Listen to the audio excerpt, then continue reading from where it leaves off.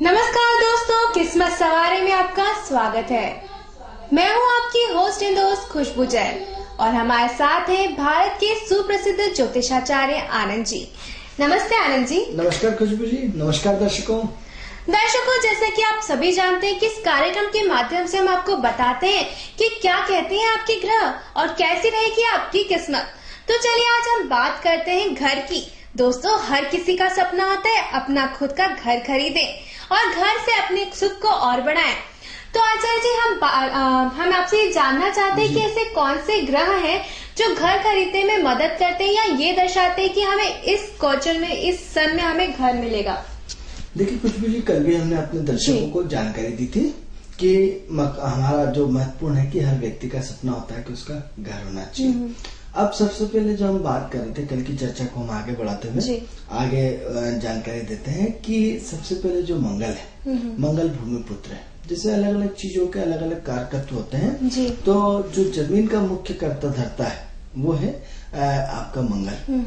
अब जैसे उसमें रेती, गिट्टी, सीमेंट, आपका ईंट, ये सब आता है शनि के अंतर्गत। और यदि हम दोनों का कॉम्बिनेशन, यदि मंगल और शनि के कॉम्बिनेशन की बात करें तो उसमें घर का निर्माण होता है। तो अब दो तरह के घर की, एक तो हम बना बनाया घर लेना चाहते हैं या आपको जमीन लेकर के हम मतलब बिल्डर के थ्रू बनाएंगे। तो इसमें दो अलग अलग चीजें होती हैं।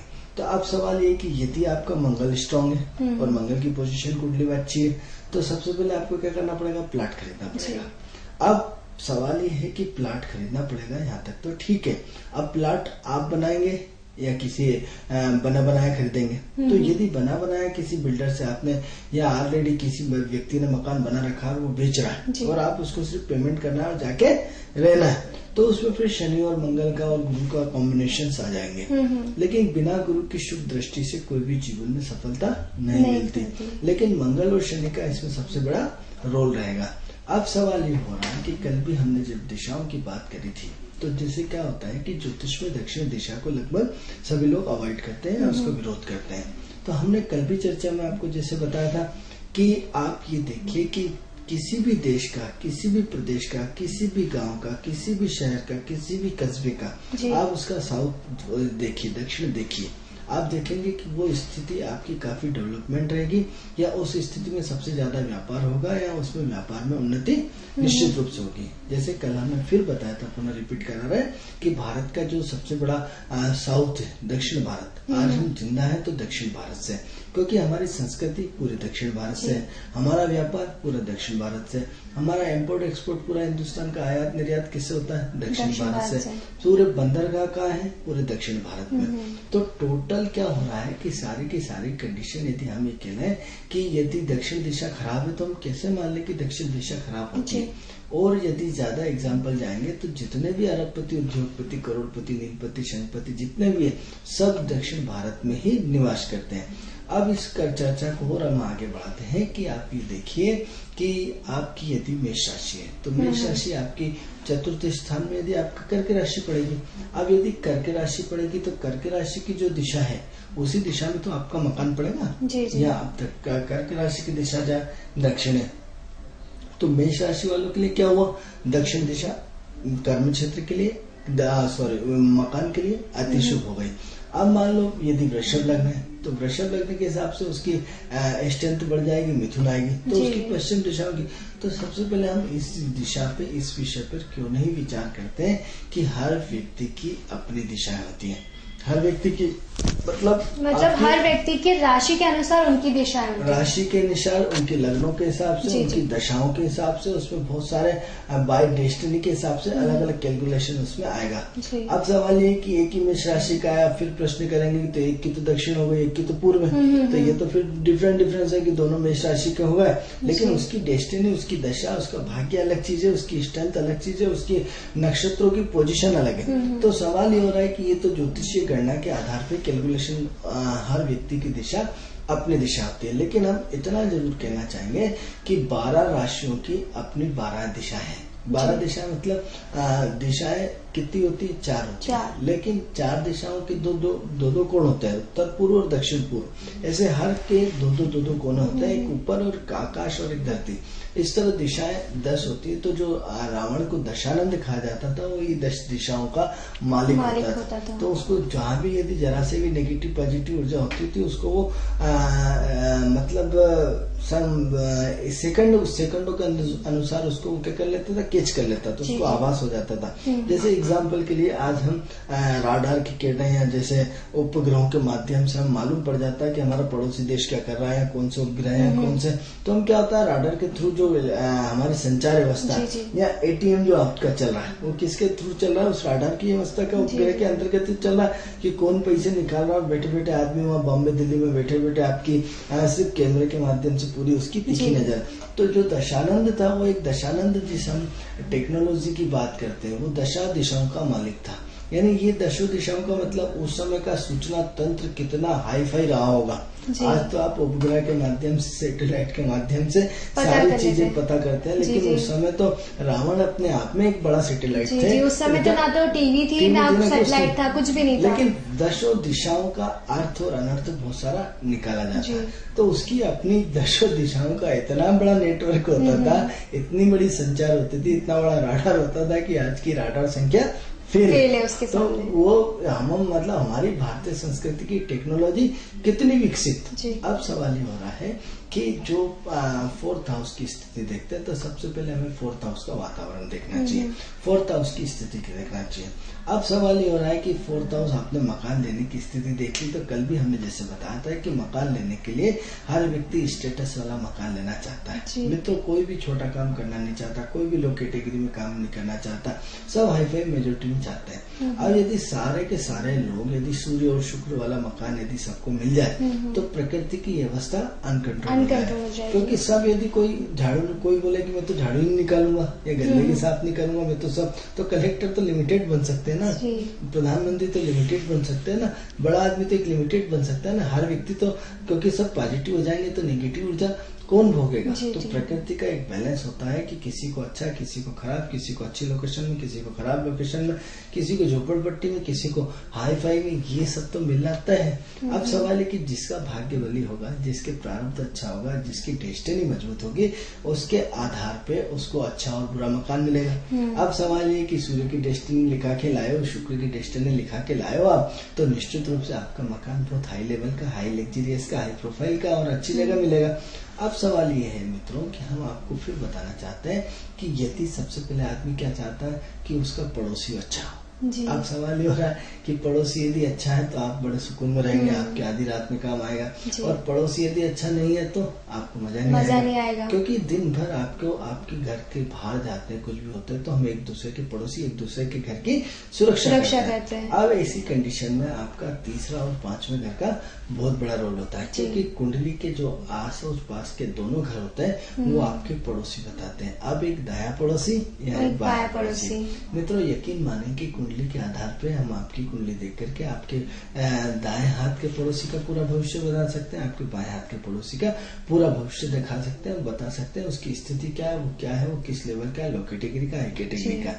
तो सबसे पहले क्या हो रहा है कि यदि आपकी कुंडली में यदि जो आपका पड़ोसी यदि लो कैटेगरी का लिखा है तो आप उसको बदल नहीं सकते, और हाई प्रोफाइल का लिखा है तो उसको बदल नहीं सकते। तो आप हो सकता है यदि आपको हाई प्रोफाइल का पड़ोसी मिल जाए तो उसके क्योंकि संगति का असर बहुत बड़ा होता है। तो क्या है कि आपकी संगति है, उसकी संगति में आपका भविष्य बदल जाए, लेकिन ये सब भाग्य से होता है। तो अब सवाल ये हो रहा है, फिर हम मकान की चर्चा करते हैं कि साथ में आपको जब मकान लें तो आप अपनी कुंडली में अपने पड़ोसी की स्थिति अवश्य देख लें। अब पड़ोसी की स्थिति आपने देख ली, यहाँ तक तो कोई दिक्कत नहीं है। अब वो भूमि कितनी उपजाऊ है जी।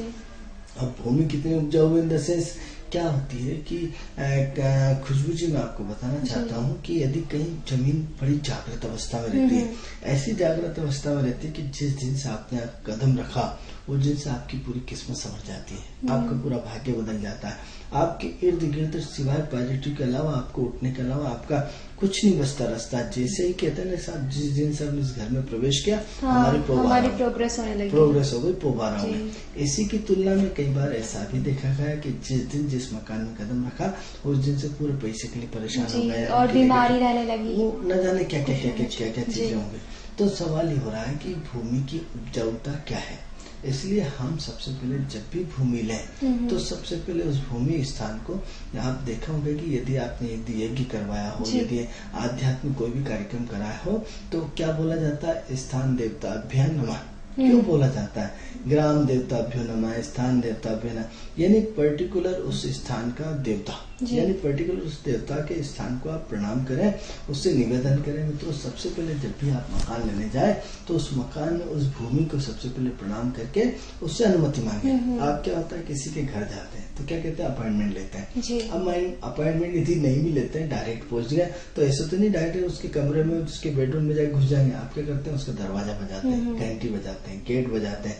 तो सबसे पहले आप जिस भूमि को लेने जा रहे हैं, उसकी दस्तक देने जा रहे हैं, सबसे पहले उसको प्रणाम करके, उसको मन मन में ईश्वर से प्रार्थना करके उसकी स्वीकृति तो लो कि हे प्रभु, हम इस मकान में आना चाहते हैं, यदि आपको दिक्कत न हो। क्योंकि जमीन का मुख्य कारक तो मंगल ग्रह है और मंगल की स्वीकृति होना अत्यंत आवश्यक है। आप देखेंगे मित्रों कि हमने अपने जीवन में कई बार ऐसा अनुभव किया है कि ईश्वर यदि इस आदमी से हमें नुकसान हो तो इसे दूर कर दे, ईश्वर यदि ये मेरा काम नहीं हो रहा तो इसके हमारी मति को बदल दे। तो आप देखेंगे कि ईश्वर आपके उस नेगेटिव ऊर्जा से बचा देता है। तो आप ये देखें कि सबसे पहले ईश्वर से उस जमीन पे जाकर के सबसे पहले प्रणाम करके उससे आप प्रार्थना करें कि हे ईश्वर, यदि ये जमीन मेरे लायक है। आप प्रार्थना करें कि शब्दों के आपके बड़े चमत्कार होते हैं और चमत्कार आपकी जिंदगी को बदल जाता है। क्या करते हैं आप ईश्वर के कि हे ईश्वर, मेरा ये काम कर देना, तेरी बड़ी मेहरबानी हो जाती है, वो काम कर देता है। हे ईश्वर, आज मेरा परेशान हूँ, इस मुसीबत से बचा देना, वो बचा देता है। यकीन मानिए, हम रोज इस दिनचर्या को अपने जीवन में महसूस करते हैं। तो हम फिर जब जमीन लेने जा रहे हैं, जमीन जिसमें हमारा पूरा भविष्य जुड़ा है, जिसमें हमारी पूरी जिंदगी जुड़ी है, जिसमें हमारा पूरा वर्चस्व जुड़ा है, जिसमें हम एक नए भविष्य की शुरुआत करने जा रहे हैं, उस सबसे पहले भूमि पुत्र को प्रणाम करिए, उस भूमि को प्रणाम करिए, उस स्थान देवता को प्रणाम करिए और इस स्थान देवता के माध्यम से सबसे पहले उनसे एक दिन 2 अगरबत्ती लगा करके प्रार्थना करिए कि हे प्रभु, हम ये जमीन माता, हम इसको, ये है स्थान देवता, हम इसको लेना चाहते हैं। यदि आपको दिक्कत ना हो, यदि आप मेरे अनुरूप हो और मेरे भाग्य को बढ़ाए, तो यदि इसको मुझे स्वीकृति दीजिए, अन्यथा मुझे यहाँ से। तो आप देखेंगे कि आपको ऐसे सेंटर्स मिलेंगे, ऐसे कि यहाँ तो आपकी पूरी ऐसा एटमॉस्फेयर बनता हुआ चला जाएगा, तो आपके मन को बड़ा अच्छा लगेगा और इतना अच्छा लगेगा कि आप जिसकी कल्पना भी नहीं कर सकते। और यदि वहाँ आपके भाग्य में नहीं और उससे आपके ट्यूनिंग नहीं मिल रही, आपका डीएनए नहीं मिल रहा, आपकी सोच नहीं मिल रही, आपकी उसकी सम राशि विषम राशि की जैसे अवस्था होती है, जैसे आग और पानी की अवस्था होती है, तो उसके आपके और गुणधर्म यदि नहीं मिलते हैं, तो आपको अंदर ही अंदर से एक आवाज आएगी कि नहीं, मुझे जमीन नहीं खरीदना या नहीं खरीदना। ऐसे सिम्टम्स आ जाएंगे, ऐसे भावनाएं बन जाएंगी, ऐसा माहौल बन जाएगा कि आप उसको मना कर देंगे और ऐसा एटमॉस्फेरिक बनेगा कि आप उसमें विवश हो जाएंगे कि आप चाहकर भी, पैसे होते हुए भी आप उस जमीन को नहीं खरीद पाए। तो क्या करें कि सबसे पहले प्रार्थना, ईश्वर में मित्रों बहुत बड़ी ताकत होती है। तो उस भूमि के लिए सबसे पहले प्रार्थना करें, उस एटमॉस्फेयर को तैयार करें, उस माहौल को तैयार करें। उस माहौल में अपने आप को थोड़ा सा, ये एक छोटा सा मंत्र है, इतना महामंत्र है, क्योंकि स्थान देवता को आपने विधिवत प्रणाम किया। अब सवाल ये कि यदि आप किसी को विधिवत फोन करके जाते हैं तो विधिवत वो भी मेंटली प्रिपेयर रहता है और वहाँ पे प्रेजेंट रहता है, मौजूद रहता है, आपको सम्मान अटेंड करे। अब मान लो आपने उसको डे टाइम पहुंच गए, अब वो किस अवस्था में, उसका खाना है कि नहीं, आटा है कि नहीं, वो कहीं बाहर जा रहा है, आपकी वजह से क्या हो जाएगा, वो डिस्टर्ब हो जाएंगे।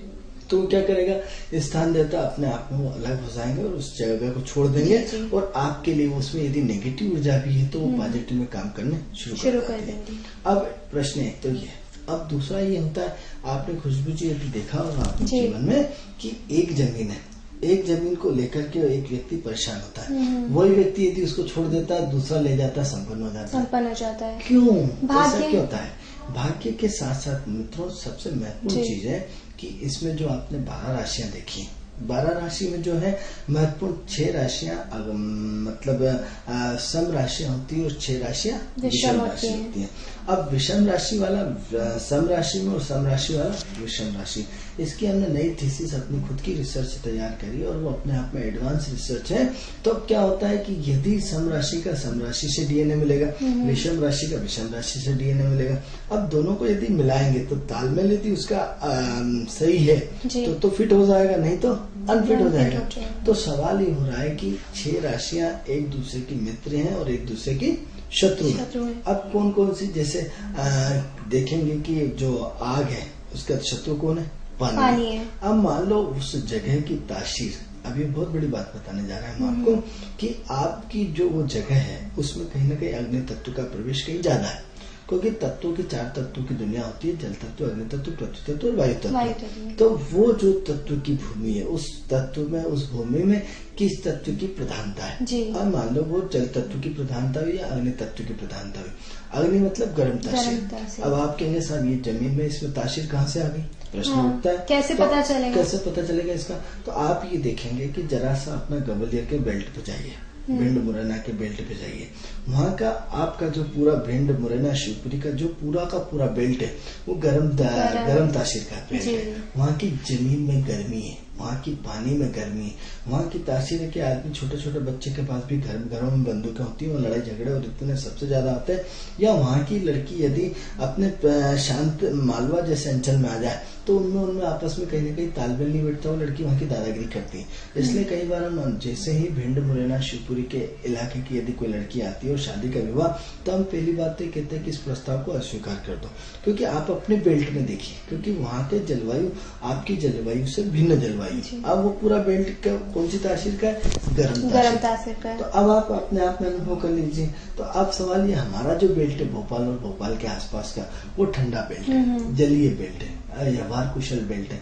यानी आप देखा होगा कि मालवा और मालवा का अंचल कौन सा है, एक भावनात्मक प्रधान है, एक चंद्र वाला प्रधान है, एक जलीय प्रधान है। तो जल तत्व, पृथ्वी तत्व, अग्नि तत्व और वायु तत्व, तो ये अलग अलग तरह की जो तासीर है वो आपको अलग अलग बेल्ट में मिलेगी। अब सवाल ये हो रहा है कि एक बेल्ट को दूसरे बेल्ट में सम्मिलित करेंगे तो कैसे मिलेगा। अब इसका एग्जाम्पल यदि और गहराई से कि एक दारू वाले को ब्राह्मण के साथ बिठा दो और एक ब्राह्मण को दारू वाले के साथ, तो कैसे पटेगी। एक प्रवचन देने वाले को जुए सट्टे के साथ बिठा, जुए सट्टे या मांस खाने वाले को शुद्ध शाकाहारी के साथ और शाकाहारी को मांस, तो दोनों की जिंदगी खराब हो जाएगी। तो हमें क्या करना, दारू वाले को दारू वाले के साथ बिठाना और शुद्ध शाकाहारी वाले को शुद्ध शाकाहारी। तो उसमें क्या है, दोनों का अपना एक अपने आप में बहुत अच्छा बैलेंस होगा। आप समझ रहे बात को। तो अब ऐसी कंडीशन में क्या होता है कि जो आप भूमि देखने जा रहे हैं उस भूमि की तासीर आपकी तासीर से मिलती है या नहीं मिलती। अब मान लो वो भूमि जल, तो आप अग्नि तत्व की भूमि है और आप जल तत्व की भूमि है, तो बताइए खुशबू जी उस दोनों का कॉम्बिनेशन कैसे मैच खाएगा। अब क्या है कि 6 राशियां जैसे एक दूसरे का विरोधी राशि, एक दूसरे का, जैसे आपकी मेष राशि है तो अब मेष राशि का जो 7वां घर है वो आपका आईना दिखाता है कि आप में ये कमी है। तो मेष राशि वाले के क्या करेगा, 24 घंटे जो आपकी तुला राशि वाला है उसको दर्पण दिखाती रहेगी कि देख तूने ऐसा किया, ऐसा किया, ऐसा किया। अब तुला राशि मेष वाले को दिखाएंगे क्योंकि उसका हर 7वां घर उसका अपोजिशन ग्रुप होता है, उसका एंटी ग्रुप होता है उसके जीवन में, और उसको फेस करना पड़ता है। एग्जाम्पल के लिए आप और आपकी पत्नी आपको ओरिजिनल औकात दिखा देती कि आपकी ओरिजिनल औकात क्या है, आप तोप सिंह है या आप क्या है, आप क्या होता है उसके सामने। अब आपने यदि उसको दिल जीत लिया, तो यदि एक बहुत फिर आप महत्वपूर्ण बात करने जा रहा हूँ कि जिन लोगों के पतियों की तारीफ पत्नियां करती हैं वो वास्तव में पति बहुत मान होता है, क्योंकि पत्नियां बेवजह कभी भी पति की तारीफ नहीं करती। और यदि आपकी पत्नी ने आपको सर्टिफिकेट दे दिया कि वास्तव में मेरे पति बहुत अच्छे हैं, तो इसका मतलब ये मान लीजिए कि आपको विश्व का नहीं, भगवान का नहीं, सबसे बड़ा सर्टिफिकेट मिल गया। क्योंकि पत्नी को संतुष्ट करना इम्पॉसिबल होता है, क्योंकि हर आपका 7वां घर उसके अगले 7वें घर को प्रभावित करता है। और यदि आपकी पत्नी आपकी तारीफ कर रही है तो इसका मतलब आप वास्तव में महान पुरुष है, दिव्य पुरुष है, आपने ईश्वर की साधना को सफल कर लिया। क्योंकि पत्नी को संतुष्ट करना बहुत इम्पॉसिबल है। भगवान शिव हो, माँ पार्वती हो, तो उनको भी हर प्रश्न का आप देख लीजिए पूरा का पूरा इतिहास उठा के, या सीता जी के कहने पर राम जी को चलना पड़ा, या राधा जी के कहने पर कृष्ण को चलना पड़ा।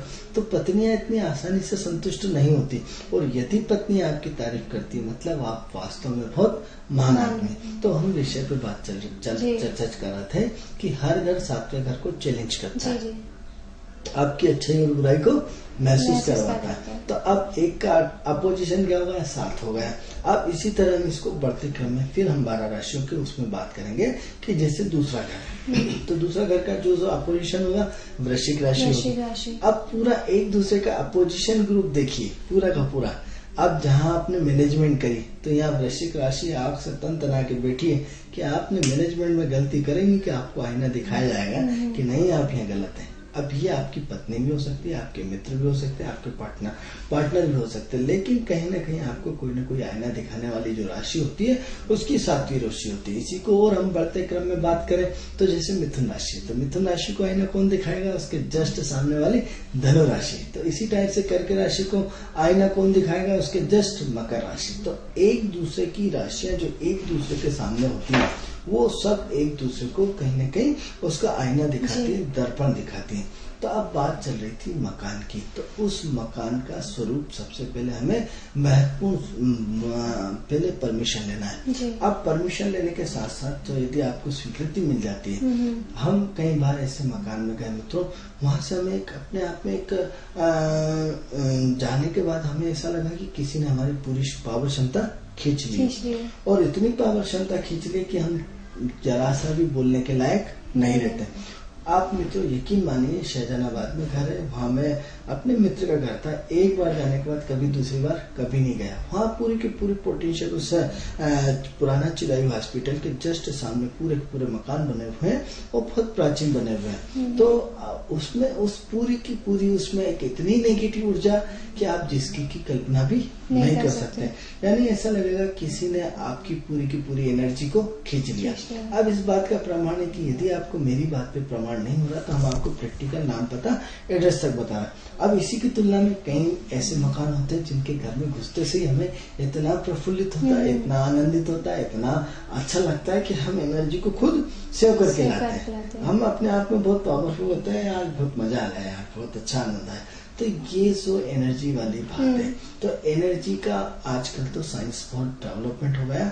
हमारे जो वास्तु शास्त्री, जो वास्तु विशेषज्ञ है, आजकल तो एनर्जी को नापने का यंत्र आ गया है। पूरी की पूरी एनर्जी को पूरा का पूरा उस मशीनों को, उस भूमि को एनर्जी के माध्यम से नापा जाता है। यदि इसमें बेल्जियम जैसे छोटे से देश में, वहां से पोलैंड और जर्मनी दो से सारी की सारी मशीनें आती है और लगभग 129 वोल्ट की वो मशीन है, और उसको कई लोगों के पास है जो पूरी की पूरी एनर्जी को दिखाती है कि आपकी भूमि में कहाँ नेगेटिव ऊर्जा विराजमान है और कहाँ पॉजिटिव विराजमान है और कितनी मात्रा में, और उसको बैलेंसिंग कैसे किया जाए। तो अब सबसे पहले हमने जब इस चर्चा को हम तो हमेशा जारी रखेंगे 2-4 एपिसोडों में, लेकिन हम जितनी अधिक से अधिक जानकारी आप तक पहुंचा पाए तो हम आपको फिर उसको आगे की चर्चा करते हैं कि सबसे पहले आपने किसी के घर में आने की परमिशन ले ली। तो क्या करा आपने, उस मकान को खरीदने के लिए, उस जमीन को खरीदने के लिए सबसे पहले उस स्थान देता कि आपने परमिशन ले ली। अब परमिशन लेने के साथ साथ क्या करा आपने, उसका 20 सेंटर नापिए। अब 20 सेंटर जैसे ही नापेंगे तो उस 20 सेंटर की जो स्थिति का मुख्य है, जिसे हम ब्रह्म स्थान बोला जाता है, जिसको हम 20 सेंटर बोला जाता है, तो हमें उस 20 सेंटर को सबसे पहले क्या करना है, उसमें एक तुलसी का पौधा लगाना है।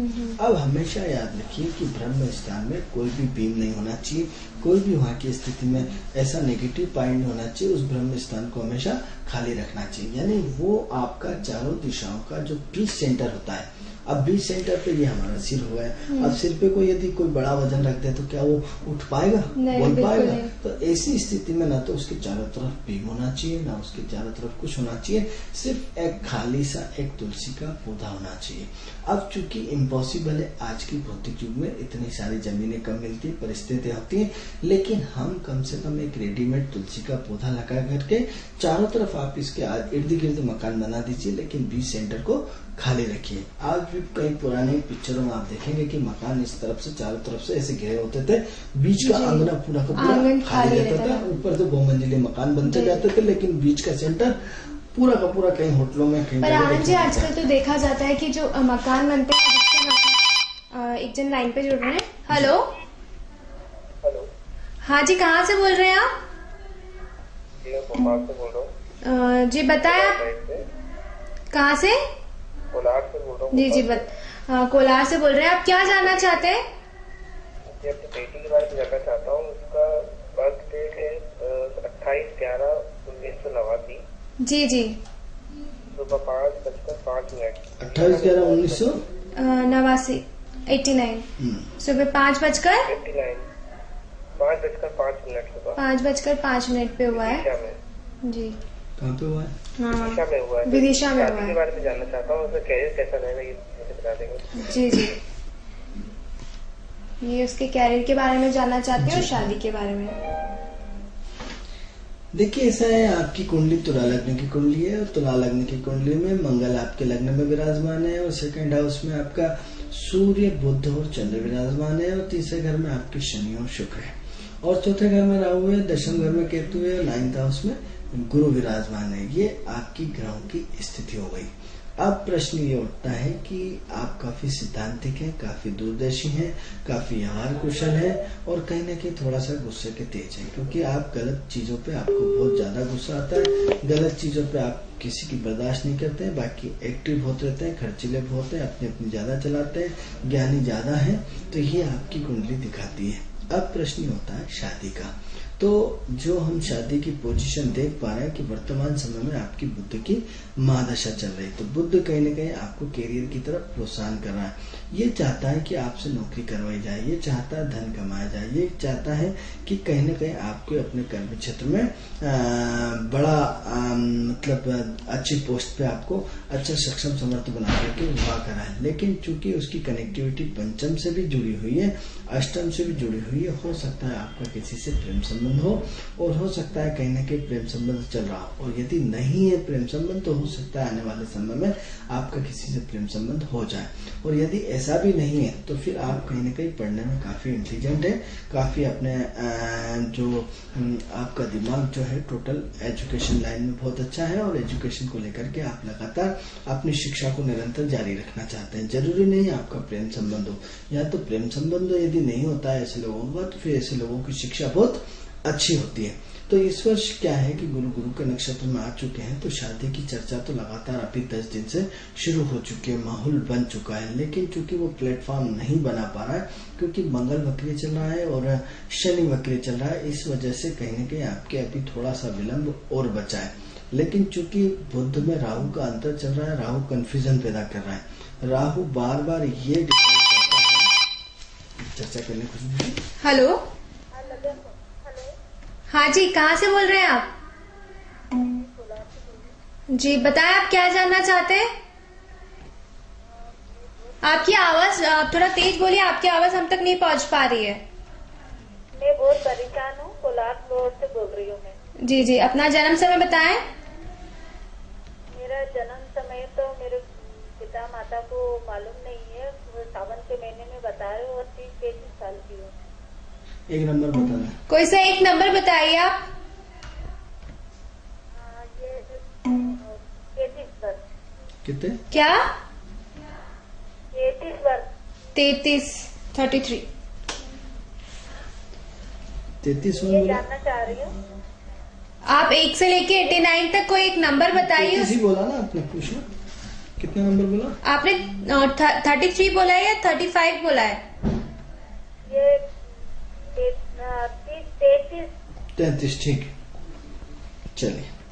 मेरा नाम है मंदा। हाँ, एक काम करें वंदना जी की आपकी आवाज हमें कम आ रही है, आप अपना टीवी स्क्रीन पे भविष्य सुन लीजिए। भविष्य आपका हम टीवी में बता रहे हैं।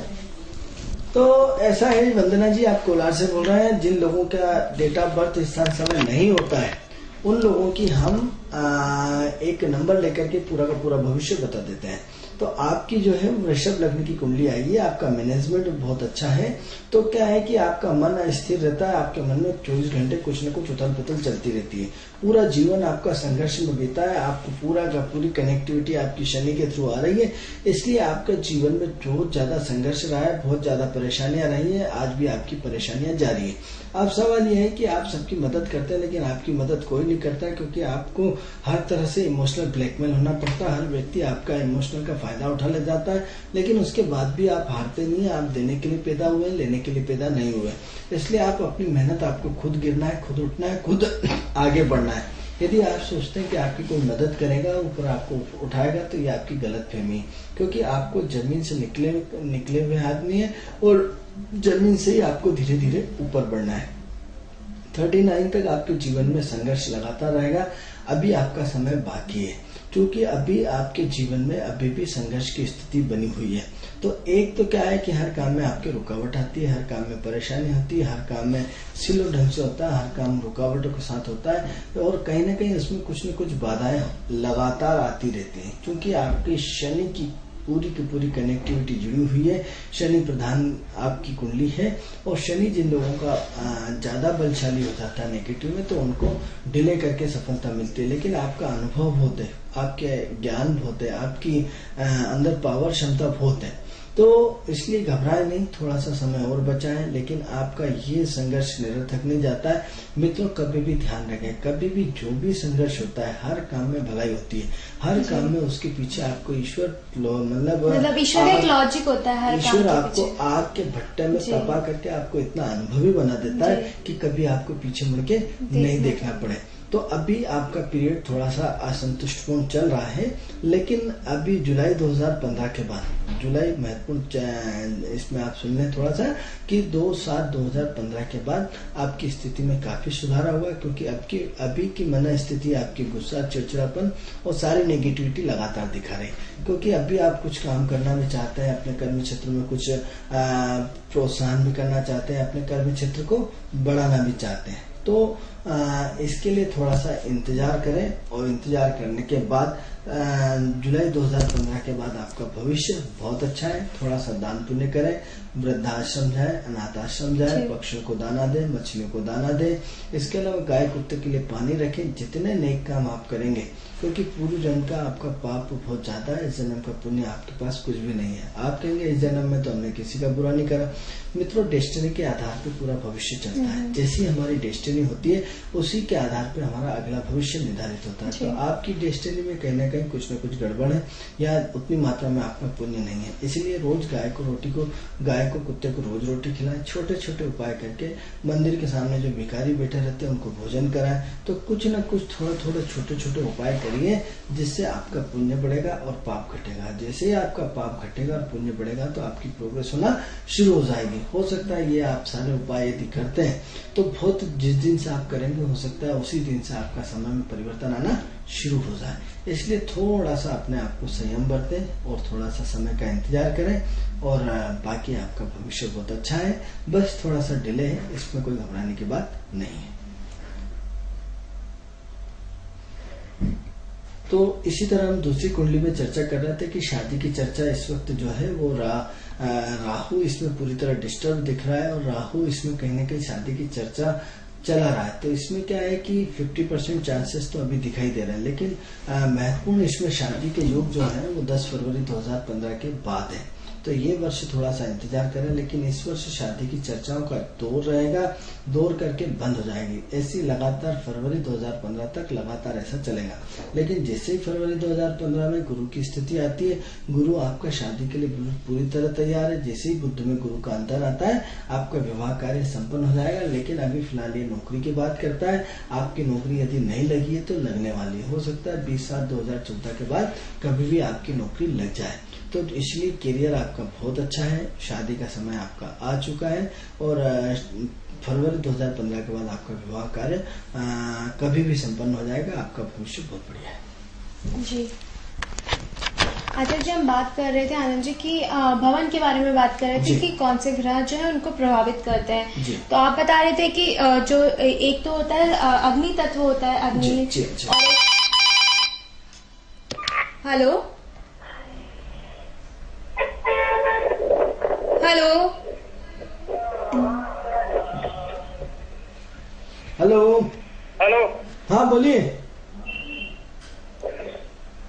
हेलो, हाँ आपकी आवाज हम तक पहुंच पा रही है। आप बताएं, आप क्या जानना चाहते हैं? इनसे संपर्क नहीं हो पा रहा है। तो आनंद जी, हम बात कर रहे थे।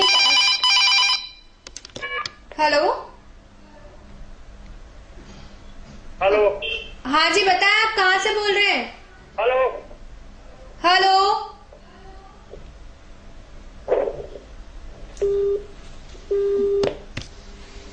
तो आनंद जी, हम बात कर रहे थे भवन से संबंधित जी। कि कौन से ग्रह उसको प्रभावित करते, तो आपने बताया था एक तो अग्नि तत्व होता है और एक जल तत्व होता है, जी। मतलब दोनों एक दूसरे की अपोजिशन में होते हैं। बात ये चल रही थी खुशबू जी जी। कि हम एक दूसरे को प्रभावित तभी कर सकते हैं जब हमारे डीएनए एक दूसरे से जुड़े। मैच करें जी। अब सवाल ये है कि एक का प्लग दूसरा उल्टा सीधा डालेंगे तो क्या आएगा, लाइन फॉल्ट हो जाएगी। जी।